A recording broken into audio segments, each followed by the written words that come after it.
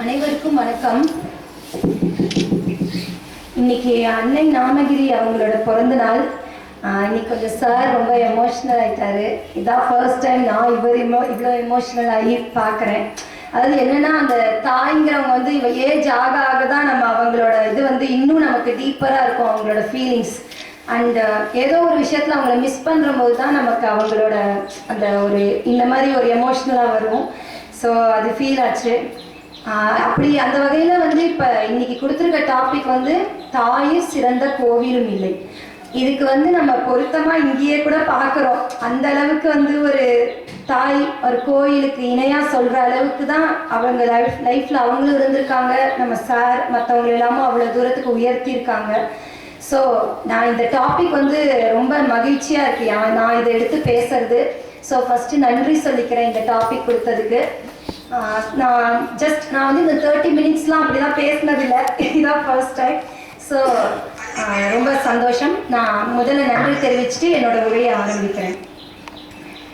அதாவது ஒரு திருக்குறள் இருக்கு, அன்பிலார் எல்லாம் தமக்குரியர், அன்புடையார் என்பும் உரியர் பிறர்க்கு அப்படின்ட்டு. அந்த மாதிரி ஒரு தன்னலமற்ற தன்னோட எலும்பை கூட வந்து மற்றவங்களுக்கு கொடுக்கறது வந்து யாருன்னா ஒரு தாய் தான். ஸோ அப்படிப்பட்ட ஒரு தன்னலமற்ற ஒரு அன்புக்கு இணையாக நம்ம வேற யாரையுமே நம்ம சொல்ல முடியாது. ரெண்டாவது பார்த்தீங்கன்னா, அகத்தியர் கூட பாடியிருக்காரு, தாயிற் சிறந்த கோவிலும் இல்லை, தன்னலமற்றது தாயின் நெஞ்சம், கருணையும் தாயும் கடவுளும் ஒன்று, அன்னை தந்தையே அன்பின் எல்லை அப்படின்னு சொல்லியிருக்காரு.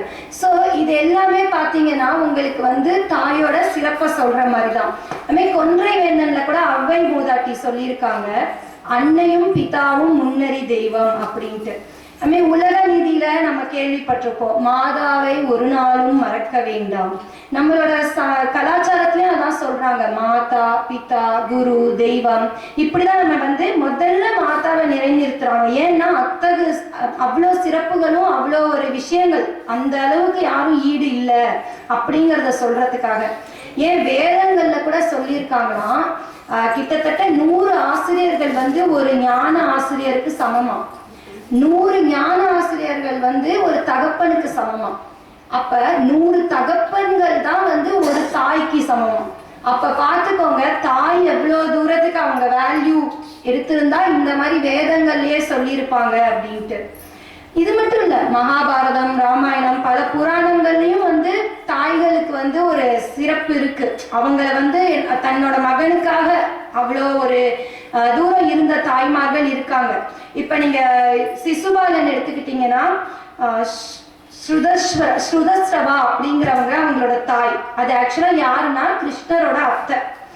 அவங்க வந்து அந்த சிசுபாலன் பிறக்கறச்சே பார்த்தீங்கன்னா ஒரு 4 கை 3 கண்ணு அந்த மாதிரி கொஞ்சம் டிஃப்ரெண்டா அவங்க பிறந்திருப்பாங்க. அப்ப வந்து அவனுக்கு ஒரு இது சொல்லியிருப்பாங்க, இந்த மாதிரி யாரு அவனை தூக்குறாங்களோ அப்ப வந்து அவன் நார்மல் ஆயிடுவான், அந்த எக்ஸ்ட்ராவா இருக்கிறதுலாம் போயிடும் அப்படின்ட்டு. அப்ப வந்து கிருஷ்ணர் வந்து நான் செய்யறேன் அப்படின்பாரு. ஆனா அதுல என்ன ஒரு பிரச்சனைனா, யார் தூக்குறாரோ அவராலேயே தான் அவன் வந்து கொல்லப்படுவான் அப்படின்ட்டு. அப்ப வந்து அவர் கேட்பா, என் பையனை வந்து நீ அப்படிலாம் கொன்றாத, அவனுக்கு நீ தான் உயிர் கொடுக்குற, நீ தான் பண்ணணும் அப்படின்ட்டு. அப்ப அவன் சொல்லுவாரு, ஒரு நாளைக்கு அவன் 100 வார்த்தை திட்டட்டும், நான் பொறுத்துப்பேன். அதுக்கு மேல என்னைக்காவது பேசினானா அன்னைக்கு வந்து நான் அது ஒன்றும் செய்ய முடியாது, அவன் விதி அப்படிதான் அப்படின்னு சொல்லுவாரு. அந்த அளவுக்கு வந்து இந்த சிசுபாலனுக்காக அவங்க அம்மா வந்து வேண்டிருப்பாங்க. அதே மாதிரி நம்ம நரகாசுரன் கேள்விப்பட்டிருப்போம். வராக அவதாரத்துல பாத்தீங்கன்னா பெருமாளுக்கும் பூமாதேவிக்கும் பிறந்தவங்க தான் வந்து நரகாசுரன். அப்ப வந்து அவரை வந்து அழிக்கவே முடியாது. அவர் ஒரு வரம் வாங்கியிருப்பாரு, என்னன்னா தாயை தவிர என்னை யாரும் கொல்லக்கூடாது அப்படின்ட்டு. அப்பனா யோசிச்சு பாருங்க, தாய் வந்து மகனை கொல்வாங்களா? மாட்டாங்க. அப்படி வந்து அவ்வளவு அறிவா வாங்கியிருப்பான். அப்ப என்ன பண்ணுவார்னா, கிருஷ்ணர் பூமாதேவி அந்த அவதாரத்துல ஒண்ணும் பண்ண முடியாது இல்லையா, சோ சத்யபாமாவா வருவாங்க கிருஷ்ணா அவதாரத்துல. அப்ப சத்யபாமா வந்து அப்பவுமே அவளுக்கு அந்த உள்ள ஒரு தாய்மை உணர்வு இருக்கும், கொல்றதுக்கு கொஞ்சம் தயங்குவா. அப்ப கிருஷ்ணர் வந்து மயக்கம் போட்டுருவாரு, மயக்கம் போடுற மாதிரி நடிப்பாரு. சோ அப்ப வந்து எமோஷனல் ஆயிட்டு என்ன பண்ணிடுவாங்க, சத்யபாமா நரகாசுரனை கொன்றுவாங்க. ஸோ அந்த இடத்துலையும் பார்த்தீங்கன்னா அவன் முடிஞ்ச வரைக்கும் அந்த தாய்மையினால்தான் அவனை அவ்வளோ நாள் விட்டு வச்சிருக்காங்க. பட் அதுக்கப்புறமும் இருக்குல்ல. அதே மாதிரி துரியோதனன் பாத்தீங்கன்னா அவ்வளோ தப்பு பண்றான். அவன் பக்கம் ஒரு நியாயம் இருக்குன்னு சொல்றாங்க, இருந்தாலுமே வந்து பார்த்தேன்னா துரியோதனன் பண்ணது ஒரு தப்பு தான். என்ன, ஒரு பாண்டவர்களுக்காக ஒரு 5 கிராமம் 5 விதுவாது கொடுன்னு சொல்லி வந்தாங்க, அது கூட தரமாட்டேன் அப்படின்னு ரொம்ப கர்வமா இருந்தாரு. ஸோ அப்போ வந்து போர் நடக்கிற போது துரியோதனன் நிறைய விஷயங்கள் இழந்துட்டே வராங்க. அப்ப கடைசியா சொல்றாங்க, காந்தாரி வந்து அப்பவும் தான் மகனை காப்பாத்தணும் அப்படிங்கிற ஒரு எண்ணம். அவ சொல்றா, என்கிட்ட தவ வலிமை அதிகமா இருக்கு, ஏன்னா அவ அந்த கண்ணை கட்டியே வச்சிருப்பா, அவளுக்கு அதனால கண்ணில் பவர் ஜாஸ்தி, சக்தி. ஸோ நீ வா என் முன்னாடி, நீ வந்து இதுவா வந்தேன்னா நான் உனக்கு என்னோட பவர்ஃபுல்லா தரேன், அப்போ உன்னை யாராலும் ஜெயிக்க முடியாது அப்படின்ட்டுவா. ஆனா அது வந்து கிருஷ்ணர் ஏதோ ஒண்ணு பண்ணி இது பண்ணிடுவாங்க, அவர் வந்து சாமர்த்தியமா சமாளிச்சிருவாரு. ஆனா என்ன சொல்ல வரேன்னா, அந்த இடத்துல கூட பையன் வந்து ஒரு தப்பு பண்றான் அப்படின்னா கூட அந்த தாய்க்கு வந்து தான் பையன் மேல தப்பு இல்லை, அவனை விட்டு கொடுக்க கூடாது, அவனை எப்படியாவது காப்பாற்றணும் அப்படிங்கிற அந்த ஒரு எண்ணம் இருக்கிற மாதிரிதான் தாய்மார்கள் இருந்திருக்காங்க. அதே மாதிரி கர்ணன், குந்தி வந்து எவ்வளோ வந்து யோசிச்சா, கர்ணன் தான் மகன்னு சொல்லவே இல்லை, யார்கிட்டயுமே சொல்லலை எந்த ஒரு சுச்சுவேஷன்லயும். ஆனா கடைசியா அந்த கர்ணன் வந்து போர்க்களத்துல இறக்குற போது மடியில் எடுத்து வச்சுக்கிட்டு ஒரு நிமிஷம் கூட யோசிக்கல. நினைச்சிருக்கலாம்ல, அவனே போயிட்டான், இதுக்கப்புறம் நம்ம ஏன் இந்த ரகசியத்தை சொல்லணும்ட்டு. ஆனா அந்த நேரத்துல அவளோட அந்த ஒரு ரகசியத்தை விட தான் பையன் மேல இருந்த பாசம் போயிட்டு மகனேன்னு எடுத்துட்டு அழறா. அப்ப வந்து எல்லாருக்கும் விஷயம் தெரியுது, இந்த மாதிரி இவனும் வந்து குந்தியோட மகன் அப்படின்ட்டு. அப்ப அந்த தாய்மை உணர்வை வந்து ஏதோ ஒரு இடங்கள்ல அவங்க வெளிப்படுத்திடுறாங்க, அந்த அன்பை வந்து காட்டாம இருக்க முடியாது. அதே மாதிரிதான் வந்து பாத்தீங்கன்னா கிருஷ்ணர் ராமர்லாம் கூட எடுத்துக்கிட்டீங்கன்னா தாய்மார்கள் வந்து அப்படி அவங்கள சீராட்டி பாராட்டி வளர்த்துருக்காங்க. ராமருக்கெல்லாம் வந்து யார் தாயிலே, அதாவது கோசலை தாயா கைகேயி தாயாங்கிற அளவுக்கு அப்படி 2 தாய்மார்களும் அப்படி அவரை சீராட்டி வளர்த்துருக்காங்க. ஸோ எல்லாருமே தாய்மார்கள் வந்து ஒரு பெரிய ஒரு ரோல், ஒரு முக்கியமான இது வகிச்சிருக்காங்க புராணங்கள்ல. அதே மாதிரி நம்ம சொல்லுவோம், ஒரு பாடல் கூட இருக்கு, தாயன்பிற்கே ஈடேதம்மா ஆகாயம் கூட அது போதாது, தாய் போல யார் வந்தாலுமே உன் தாயை போல அது ஆகாது. அது எவ்வளவு பேர் ஃபீல் பண்ணிருக்கீங்கன்னு தெரியல. என்னதான் தாய் அளவுக்கு ஒருத்தவங்க செஞ்சா கூட அதுக்கு ஈடு கிடையவே கிடையாது. அந்த ஒரு உறவை மட்டும் நம்ம ரீப்ளேஸ் பண்ணவே முடியாது. அந்த ஏதோ ஒரு இடத்துல அந்த செல்ஃப்லெஸ்ங்கிற வார்த்தை வந்து தாய்கிட்ட மட்டும்தான் இருக்கும். ஈவன் நான் தந்தையும் வந்து நமக்கு நிறைய செய்வார், ஆனா தந்தை கிட்ட கூட ஒரு எக்ஸ்பெக்டேஷன் இருக்கும், ஒரு மரியாதை எதிர்பார்ப்பாரு, இல்லை ஏதோ ஒரு எக்ஸ்பெக்டேஷன் இருக்கும். ஆனா தாய்கிட்ட வந்து அந்த செல்ஃப்லெஸ் லவ், அந்த அன்கண்டிஷனல் லவ்ங்கிறது வந்து அம்மா கிட்ட மட்டும்தான். அந்த ஒரு அழகான வரிகள் எனக்கு ரொம்ப பிடிச்ச பாடல் அது. அதே மாதிரி வந்து ஆழ்வார் கூட சொல்லியிருக்காரு, பெற்ற தாயினும் ஆயின செய்யும் அப்படின்னு நாராயணா அப்படிங்கிற அந்த மந்திரத்தை சொல்லுவாரு. அப்ப என்ன, நாராயணாங்கிற மந்திரம் பெற்ற தாயினும் அப்படின்னா தாயவே ஒரு வசத்தியா நினைச்சிட்டு, அப்ப அதை விட அப்படின்னா தாய் தான் இருக்கிறதுலே கிரேட், அப்ப அதை விட ஒண்ணு செய்யுதுன்னா அது இந்த மந்திரம் அப்படிங்கிற மாதிரி கம்பேர் பண்ணி சொல்லியிருப்பாங்க. நம்ம வைஷ்ணவ சம்பிரதாயங்கள்லாம் நீங்க பாத்தீங்கன்னா, நம்ம கோயில்களுக்கு போகும்போது நம்ம முதல்ல போய் யாரை வழிபடுவோம், தாயாரை தான் வழிபடுவோம். அது வந்து என்னன்னா, பெருமாள் வந்து தாயாருக்கு கொடுக்கிற ஒரு முக்கியத்துவம். 2வது, தாயார் பாத்தீங்கன்னா சொல்லுவாளாம், இவ வந்து நம்ம கிட்ட இது தேடி வரான், நம்ம வந்து அவனை விட்டுறக்கூடாது, என்னதான் இருந்தாலும் இவன் நம்ம குழந்தை, நம்ம ஏதோ ஒன்று நம்ம பண்ணியிருந்தா கூட மன்னிச்சு அவனுக்கு செய்யுங்க அப்படின்னு நமக்காக ரெக்கமெண்டேஷன் பண்ணுவாளாம். நம்ம ஆகங்கள் எப்படி நம்ம தாய்மார்கள்லாம் ரெக்கமெண்டேஷன் பண்ணுவாங்களோ அந்த மாதிரி. அதே மாதிரி நம்ம அவங்களதான் தாயார்னு சொல்லுவோம், இதுவே நம்ம பெருமாளை தோப்பனார்னு சொல்றது கிடையாது. அதனால நம்ம தாயாருக்கு எப்பவுமே ஒரு ஸ்பெஷல் தாங்க. அதே மாதிரி நம்ம நாட்டையும் பார்த்தீங்கன்னா தாய்நாடு அப்படிங்கிறோம், ஏன்னா எவ்வளவோ விஷயங்களை மன்னிச்சு நம்ம இருக்கோம். நம்ம நாட்டில் தான் அந்த செக்குலரிசம் இருக்கு, எல்லாரையும் அரவணைச்சு போறது, மன்னிச்சு போறது, பீஸ்ஃபுல்லா இருக்கிறது. அதனால நம்ம நாட்டை தாய்நாடு அப்படின்னு சொல்றோம். ஏன் நம்ம கல்யாணம் ஆயிட்டு திரும்ப வரும்போது என்ன சொல்லுவோம், தாய் வீட்டுக்கு போறேன், எங்க அம்மா வீட்டுக்கு போறேன் அப்படிதான் சொல்றோம். ஏன், அப்பா உங்களுக்கு ஒண்ணுமே அங்க செஞ்சது இல்லையா, ஆனாலும் அங்க நம்ம தாய் வீடு, ஏன்னா அங்க அந்த ஒரு உரிமை அதிகம். அதே மாதிரி அம்மா வீட்டுக்கு போவோம். நான்லாம் வந்து மெட்ராஸ்ல இருந்து வரச்சே வருவேன், கார்ல தான் வருவேன். ஆனா வரச்சே பாத்தீங்கன்னா ஒரே ஒரு லக்கேஜ் தான் எடுத்துட்டு வருவேன். அதுல வந்து ஒரு 2 ட்ரெஸ் ஏதாவது கொண்டு வருவேன். போறச்சே பாத்தீங்கன்னா 5 லக்கேஜ் இருக்கும். என் வீட்டுக்காரர் கேட்பாரு, என்னடி உனக்கு எப்ப பாரு இதே வேலை, போறச்சே 1 வரச்சே 4, உங்களுக்கு என்ன கஷ்டம், நான் தானே தூக்கிட்டு வரேன் அப்படிம்பாரு. அது மாதிரி அம்மா வீட்டுக்கு போனாலே நம்ம ஏதாவது ஒன்று அள்ளிட்டு வர மாதிரி இருக்கும். சாப்பாடு பொருளோ இல்லை ட்ரெஸ்ஸோ ஏதாவது ஒன்று அந்த மாதிரி கொடுத்து கொடுத்து அவங்களுக்கு நோனே சொல்ல தெரியாது. சொல்லுவாங்க, இறைவனிடம் கையேந்துங்கள், அவன் இல்லை என்று சொல்லுவதில்லை, உரிமையோடு கேட்டு பாருங்கள், அவன் நம்பியவரை கைவிடுவதில்லைம்பாங்கல்ல. அந்த மாதிரி இறைவன் கூட சில சமயம் நம்மளோட ஆசைகளுக்கு நோ சொல்லியிருக்காரு, அது நம்மளோட விதி. ஆனா அம்மா கிட்டேருந்து ஒருபோதும் நோ வராது.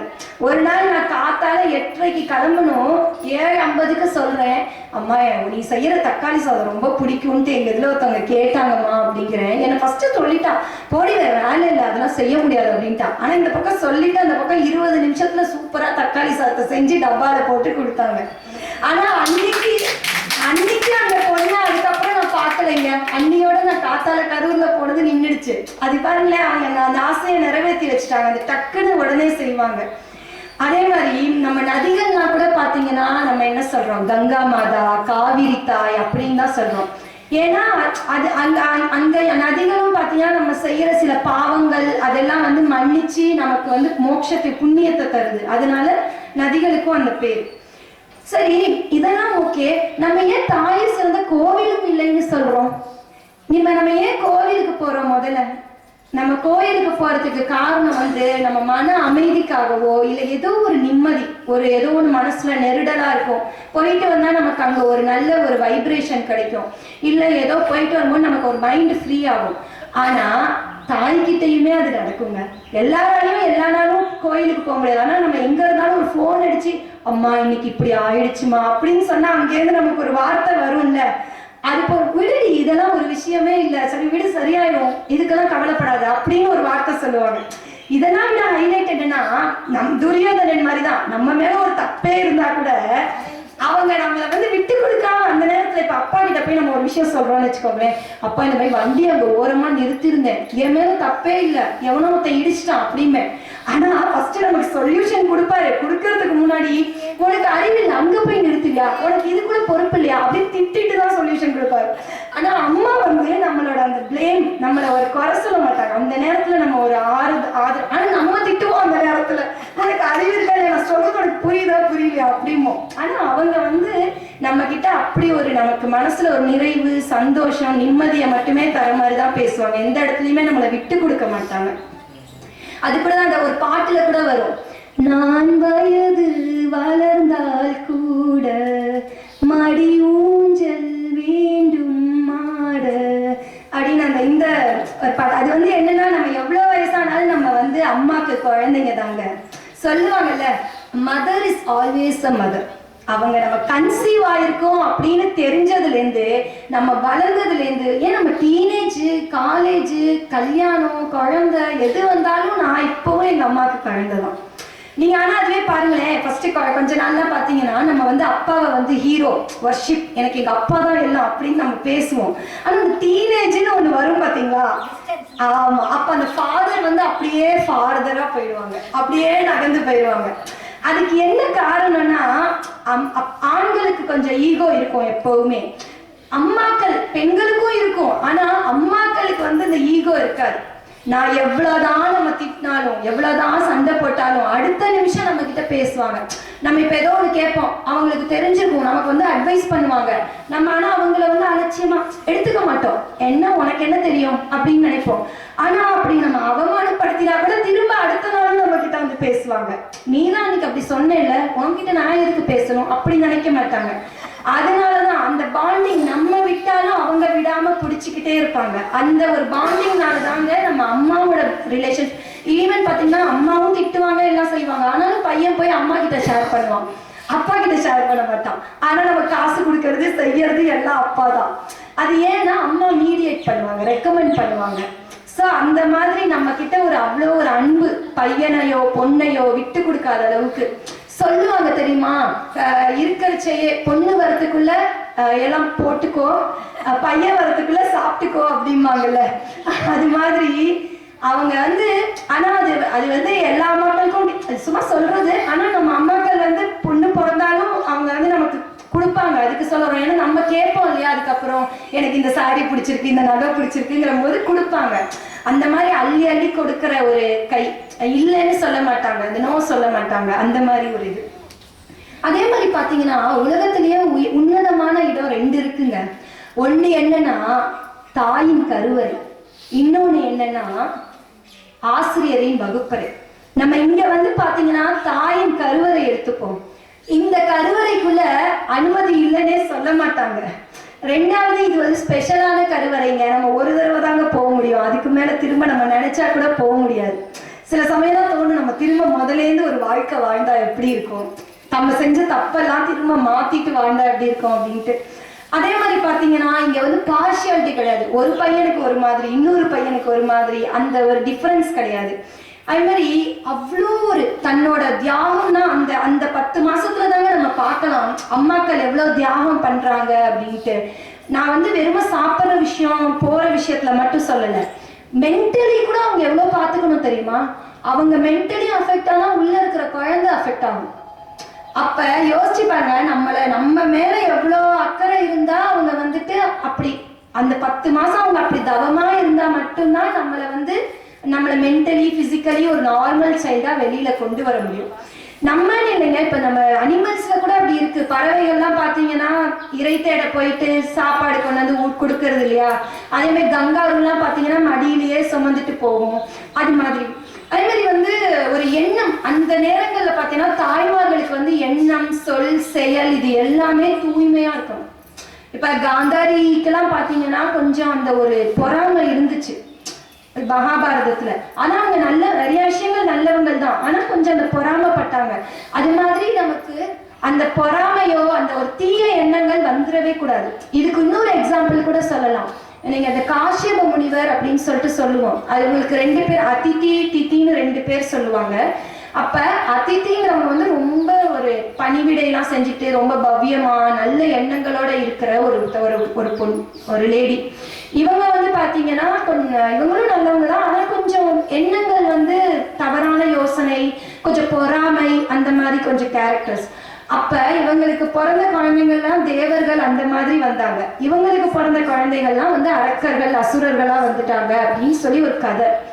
அது மாதிரி தாங்க சொல்ல வரேன். நம்ம எண்ணங்கள் ஏன் வந்து தாயை போல பிள்ளைன்னு சொல்றாங்கன்னா, நம்ம தாங்க மெயினா, என்னதான் அப்பாவும் கான்ட்ரிபியூட் பண்ணா கூட அம்மா தாங்க ஃபுல் அண்ட் ஃபுல் குழந்தைய ஷேப் பண்றது. ஏன்னா நம்ம கிட்ட அப்பா கிட்ட அந்த கண்டிப்பு இருக்கிறதுனால குழந்தைங்க கிட்ட அந்த அட்டாச்மெண்ட் அவ்வளவு வராது சின்ன வயசுல. ஆனா அம்மாக்கள் வந்து பாத்தீங்கன்னா அன்பு நிறைய கொடுக்கறதுனால பசங்க வந்து பாண்டிங் ஜாஸ்தி இருக்கும். எங்க பாண்டிங் ஜாஸ்தி இருக்கும் அங்க நம்ம சொல்றது எல்லாமே. இப்ப இங்கேயே பாத்தீங்கன்னா டீச்சர்ஸ்ல வந்து ஒரு சில ஸ்டூடெண்ட்ஸ்க்குலாம் ஒரு சில டீச்சர்ஸ் சொன்னாங்கன்னா அப்படியே கேட்பாங்க, அது தப்போ ரைட்டோ என் டீச்சர் சொன்னாங்கன்னு செய்வாங்கல்ல. அந்த பாண்டிங் இருக்கிற இடத்துல நம்ம சொல்றதை கேட்கணும் அப்படிங்கிற எண்ணம் வரும். ஸோ அந்த அளவுக்கு வந்துட்டு ஒரு நம்பிக்கை விதைகளை வந்து ஒரு கதை, ஒரு உண்மையான கதை ஆக்சுவலா. அது வந்து எதுக்கு சொல்ல வரேன்னா, அம்மாக்களால மட்டும்தான் குழந்தைங்க மனசுல அந்த நம்பிக்கை ஆழமா விதைக்க முடியும் அப்படிங்கிறதுக்கு ஒரு கதை. என்னன்னா ஒருத்தவங்க வந்து 12 வயசு குழந்தை, இது நிஜமா நடந்தது, ஹார்ட் ஆப்ரேஷனுக்கு பண்றதுக்கு டாக்டர்கிட்ட அப்பாயின்மெண்ட்லாம் பண்ணிட்டு போயிருக்காங்க. அவர் சொல்லிட்டாரு 30% தான் சான்ஸ் ஆஃப் சர்வைவல் அப்படின்ட்டாரு. அப்ப அவங்க அம்மா வந்து பரவாயில்ல 10% இருந்தா கூட பரவாயில்ல, நீங்க பண்ணி தான் ஆகணும் அப்படின்னாங்க. டாக்டருக்கு வந்து என்னடா இவங்க இப்படி பேசுறாங்கன்ட்டு, சரி ஓகே சொல்லிட்டாங்க பண்ணி பார்த்துடலாம் அப்படின்ட்டு. அப்புறம் பார்த்தா கொஞ்ச நாள் கழிச்சு இந்த டைம் கழிச்சு வர சொல்லுவாங்கல்ல, அது வரைக்கும் கொஞ்சம் ரிவ்யூ பீரியட் மாதிரி. அப்ப வந்து அந்த பொண்ணுக்கு வந்து அந்த அம்மா சொல்லிட்டு இருக்காங்க, ஒன்றும் இல்லைம்மா நல்லா இருக்கும் இப்படி நிறைய வார்த்தைகள் நம்பிக்கையா சொல்றாங்க. ஆப்ரேஷன் டேட் வந்துடுச்சு, டாக்டர் வந்து ஆப்ரேட் பண்ண போறாங்க. அப்ப அந்த பொண்ணு கேக்குது, சொல்றா என்னோட இதயத்துல கடவுள் இருக்காராம், அதனால நீங்க பார்த்து கத்தி வைங்க, நான் எனக்கு ஆப்ரேஷன் முடிஞ்சோன்னா நான் கேட்பேன் அப்படின்னு சொல்றா. அப்புறம் முடிஞ்சிடுச்சு. ஆப்ரேஷன் பண்றச்சே பாத்தீங்கன்னா ஒரு டைலமால தான் இருந்துச்சு, ரிஸ்கா இருந்துச்சு. அப்போ ஒரு ஸ்டேஜ்ல விட்டுறனாங்கிற ஃபீல் கூட இருந்துச்சு. ஆனா கடைசியில ஏதோ ஒரு நம்பிக்கையில முடிஞ்சுது. பொழைச்சவன கேட்கிறா அந்த பொண்ணு, நீங்க சொன்னீங்களே கடவுள் இருக்காங்கன்னு பாத்தீங்களா என் இதயத்துல எப்படி இருந்தாங்க நீங்க பாத்தீங்களா அப்படின்னு அந்த பொண்ணு டாக்டரை கேக்குது. அவர் அப்படியே ஒரு நிமிஷம் என்ன சொல்றதுன்னு யோசிக்கிறார். அதுக்கப்புறமா சொல்றாரு, பார்த்தேம்மா வா அப்படின்ட்டு கொண்டு போய் அவங்க அம்மாவை காட்டுறாரு. அந்த அளவுக்கு அந்த அம்மா வார்த்தைகளால மட்டும்தான் அந்த பொண்ணுக்கு அவ்வளவு ஒரு பிலீஃப் வந்தது. ஸோ அந்த டாக்டரே அந்த ஸ்டேஜ்ல வந்து வியந்து போனாங்க. அதே மாதிரி அவதாரங்கள்ல கூட நீங்க பாத்தீங்கன்னா முதல் 4 அவதாரம் எப்படிங்க எடுத்திருப்பாரு பெருமாள், அப்படியே தான் தோன்றிருப்பாரு. வெறும மச்சம் கூர்மம் வராகம் நரசிம்மர் கூட தூணை பொழந்து வந்தாரு. ஆனா வாமன அவதாரம் தான் முதல்ல தாயின் கர்ப்பத்திலேருந்து வந்தாங்க. அதுக்கப்புறம் அந்த ஒவ்வொரு அவதாரமுமே தாயோட வயிற்றுல இருந்தாங்க வந்தாங்க. அப்ப பெருமாளுக்கே அந்த இடத்துல எவ்வளவு ஒரு இது ஃபீல் பண்ணியிருந்தாருன்னா அந்த இடத்துல இருந்து அடுத்த அவதாரங்கள் எல்லாமே அவர் அப்படி வந்திருப்பாரு. அதுமே அண்ட சராச்சரம்னு ஏன் அதுக்கு பேர் வந்ததுன்னா அண்டத்துல இருந்து தாங்க வருது, உயிர் வருது. நம்மளோட தலைமுறையை உருவாக்குறதே ஒரு தாய் தான்.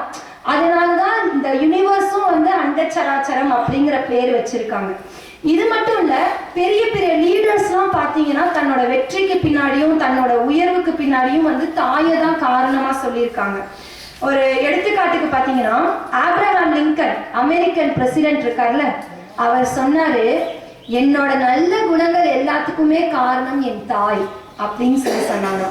அதே மாதிரி மோகன்தாஸ் கரம்சந்த் காந்தி இதுக்கு போறச்சே லண்டனுக்கு போறச்சே சத்தியம் வாங்கினாங்க அவங்க அம்மா, மது மாது மாமிசம் 3த்தையும் தொடமாட்டேன் அப்படின்னு சத்தியம் பண்ணினு.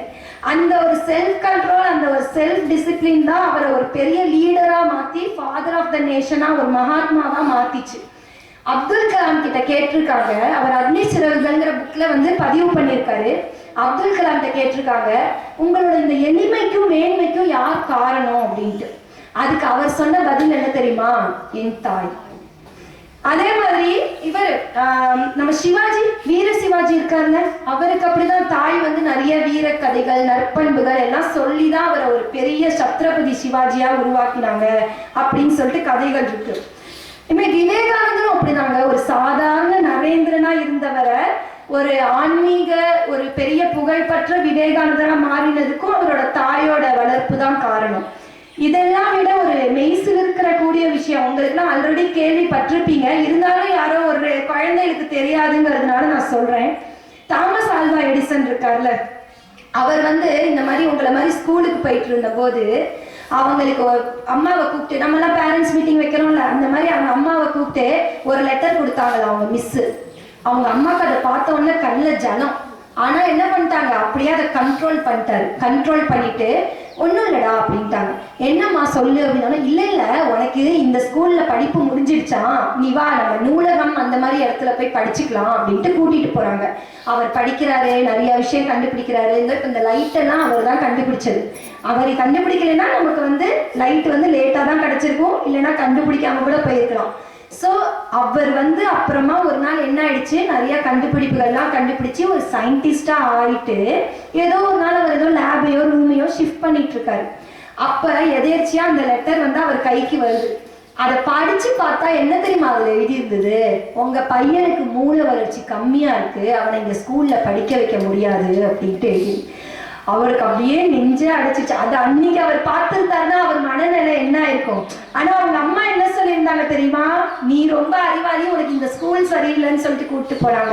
அதுதான் அவர் அவரோட இதுல பதிவு பண்ணியிருக்காரு. மூளை வளர்ச்சி கம்மியான ஒரு பையனை, ஒரு முட்டாளா இருந்த ஒரு பையனை ஒரு இவ்வளவு பெரிய புத்திசாலியா ஒரு விஞ்ஞானியா மாத்திருக்கிறது என்னோட தாயோட வார்த்தைகள் மட்டுமே அப்படின்ட்டு. ஏன்னா அவர் அந்த வார்த்தைகள் தான் அவர் மனசுல போய் உட்காந்துச்சு. மேபி இப்ப நெகட்டிவான வார்த்தை போயிருந்தா அவர் ஒரு சயின்டிஸ்டா ஆகாம கூட இருந்திருக்கலாம். ஸோ இதெல்லாம் என்னன்னா, ஒரு எந்த ஒரு குழந்தைக்குமே பார்த்தீங்கன்னா அம்மா தாங்க முதல் ஆசிரியர். அம்மா கிட்ட இருந்து தாங்க அவன் நிறைய விஷயம் கத்துக்கிறான். எங்க வந்து அம்மாவும் சொல்லி கொடுத்து ஸ்கூலும் சொல்லி கொடுக்குதோ அந்த இடத்துலதான் குழந்தைங்க வந்து ஒரு பெரிய அச்சீவர்ஸா வராங்க. பாருங்க, வெற்றி மீது வெற்றி வந்து உன்னை சேரும், அதை வாங்கி தந்த பெருமை எல்லாம் என்னை சேருங்கிற மாதிரி ஒரு தாயோட கண்ணீர் துளிகளோ வியர்வை துளிகளோ ரத்தமோ ஏதோ ஒண்ணு அவங்க சிந்திதான் நம்மளை வந்து இந்த லெவலுக்கு கொண்டு வந்திருக்காங்க. நீங்க பாத்தீங்கன்னா தெரியும், நம்ம ஒரு ஆக்டிவிட்டி பண்றதுல கூட ஒரு தாயோட இன்வால்மெண்ட் தான் இருக்கும். எவ்வளவு வீட்டுல வந்து ஃபாதர்ஸ் பண்றாங்க, எல்லார் வீட்லயுமே ஒரு education department, health department, finance department எல்லாமே அந்த வீட்டுல பாத்தீங்கன்னா அம்மாக்கள் தான் பண்ணுவாங்க. ஸோ அந்த அளவுக்கு வந்து ஒரு தாய் வந்து ஒரு மல்டி டாஸ்கிங்கா குழந்தைகளுக்கு வந்து ஒரு நற்பண்புகளை சொல்லி கொடுக்குற ஒரு இடமா இருக்காங்க அப்படின்னா அது மிகையாகாது. அதே மாதிரி ஒரு பாடல் கூட வரும், அது நிறைய லைன்ஸ் இருக்கு, அதுல எல்லா லைனுமே நல்லா இருக்கும், பட் நான் எல்லா லைனும் சொல்லலை. அதுல சொல்லுவாங்கல்ல, ஈரைந்து மாதங்கள் கருவோடு இணைத்தாங்கி நீப்பட்ட பெரும்பாடு அறிவேனம்மா, 7 ஜென்மங்கள் எடுத்தாலும் உழைத்தாலும் உனக்கிங்கு நான் பட்ட கடன் தீருமா. அவ்வளோ அதுல அந்த பாட்டே அழகான வரிகள். அது உண்மைங்க. அது வந்து எவ்வளோ ஜென்மம் எடுத்தாலும் அம்மாவுக்கு வந்து நம்ம பண்ற கடன் வந்து தீரவே தீராது, அந்த அளவுக்கு வந்து சொல்றாங்க. ஸோ நம்ம அப்ப என்ன பண்ணணும் அப்படின்னா, அம்மாக்களை வந்து இப்ப பாத்தீங்கன்னா சொல்லுவாங்க, நான் ஒரு இடத்துல படிச்சேன், அது ரொம்ப வருத்தத்துக்குரியதா இருந்தது. என்னன்னா, ஒரு தாய் வந்து 4 குழந்தைங்களை கூட மேனேஜ் பண்ணி வளர்த்துருவான். ஈவன் சிங்கிள் பேரண்டா இருந்தா கூட அவ வளர்ப்பா. ஆனா 4 பசங்களும் சேர்ந்து ஒரு தாயை திரும்ப பார்த்துப்பாங்களா அப்படின்னா அது ரொம்ப கஷ்டம். அது வந்து பண்ற பசங்க இருக்காங்க, பட் பெரும்பான்மையா. ஏன்னா அவ்வளவுதான், அந்த தாய்க்கு இருக்கிற அந்த அன்பு வந்து மகன்களுக்கு திரும்ப இருக்கிறது இல்லை. அதான் சொல்லுவாங்கல்ல, பெத்த மனம் பித்து பிள்ளை மனம் கல்லுங்கிற மாதிரி. அதுதான் இப்ப என்ன ஆயிடுறது, நிறைய பார்த்துக்க முடியல, இல்ல ஏதோ ஒரு காரணம், மனைவியை சொல்றாங்க, இல்ல மருமகனை சொல்றாங்க, ஏதாவது சொல்லிட்டு கொண்டு போய் முதியோர் இல்லத்துல சேர்க்கறது, இல்ல தாயை தனியாவே விட்டுறது, ஒண்ணுமே பார்த்துக்கிறது இல்ல. சோ இது மாதிரி பண்ணக்கூடாது. அதுதான் சொல்றாங்க, தாயிற் பிழைத்தாலும் தண்ணீரில் பிழைக்காது அப்படிம்பாங்க. அது என்ன அர்த்தம்னா, நம்ம தாயை வந்து பழிச்சா கூட தண்ணியை பழிக்காத அப்படிங்கிறமே அந்த இடத்துல. என்னன்னா, தண்ணீர்ல நீங்க சுத்தம் இல்லாம அசுத்தம் பண்ணிட்டே இருங்களேன், உங்களுக்கு ஒரு நாளைக்கு மேல ஒரு கொஞ்ச நாளைக்கு அப்புறம் என்ன ஆகும், அந்த தண்ணி சுத்தமா உங்களால பயன்படுத்தவே முடியாது. ஆனா தாய் அப்படி கிடையாது. நீங்க எவ்வளவு பழித்தாலும் எவ்வளவு பிழை சொன்னாலும் நம்ம தான் உலகம், நம்மளேதான் அதை மன்னிப்பு, அவ்வளோ ஒரு மன்னிக்கிற குணம் வந்து தாய்கிட்டதான் இருக்கு. நீ எவ்வளவு தப்பு பண்ணாலும் திரும்ப திரும்ப மன்னிப்பாங்க. திரும்ப திரும்ப மன்னிக்கிறது, அதை மறந்துட்டு ஏத்துக்கிறது, நமக்காக பேசுறது. எவ்வளவோ நாள் வந்து இப்ப அப்பாக்கும் பொண்ணுக்கும் அப்பாக்கும் பையனுக்கும் சண்டை வந்ததுன்னா இவங்க நடுவுல இருந்துட்டு நமக்காக திட்டு வாங்குவாங்க.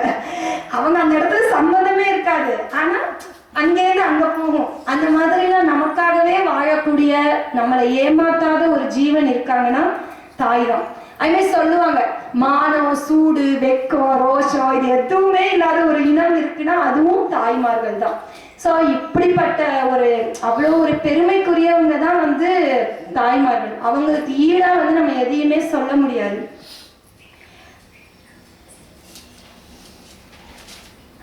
அதே மாதிரி நம்ம தாய்கிட்ட நமக்கு எல்லாமே, அதான் நம்ம கோயிலுக்கு போனா என்னென்ன கிடைக்குமோ அது எல்லாமே நமக்கு தாய்கிட்டயே கிடைக்குது.